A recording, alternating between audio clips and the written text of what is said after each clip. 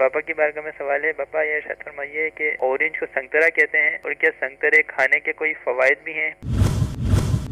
Orange बोलते हैं गालिबन मुसम्बी को। ये मुसम्बी का छिलका सख्त होता है जो मुश्किल से उतरता है, और संतरा पोला पोला होता है, वो आसानी से उसका छिलका हाथ में आ जाता है। यूँ करो ना, है ये सारी फैमिली खानदान एक ही है जो मेरा अंदाजा है। किनू भी तो है ना। ये कीनू संतरा ये शक्लें मिलती है ना इनके आपस में। ये किनू है और संतरा गालिबन लम्बू तरह होता है, थोड़ा होता है इसी तरह का। संतरा हमारे यहाँ बकसरत पैदा होने वाला फल है और इसके गिजाई और दवाई असरात तमाम माहिरीन तिब्बो साइंस तस्लीम करते हैं। ऐसे लोग जो दिमागी काम करते हैं, यानी लिखने पढ़ने तहरीरी काम, ऐसों के लिए ये फल कुदरती टॉनिक है, और अगर इसके मौसम में बाकायदा इस्तेमाल किया जाए तो दिमागी सलाहियतों को जिला मिलती है, कुव्वत मिलती है। संतरे से जिस्म में चुस्ती आती और फरहत यानी खुशी हासिल होती। नकली टॉनिक ये जो बोतलों में बंद होके आते हैं, इसका मुकाबला नहीं कर सकता। संतरे का रस हल्क से नीचे उतरते ही दौरान खून में शामिल हो जाता और शहद की तरह इसे भी हजम के मराहिल तय करने नहीं पड़ते। संतरे का इस्तेमाल तेजाबियत खत्म करता, बल्कि सकील यानी वजनी और देर हजम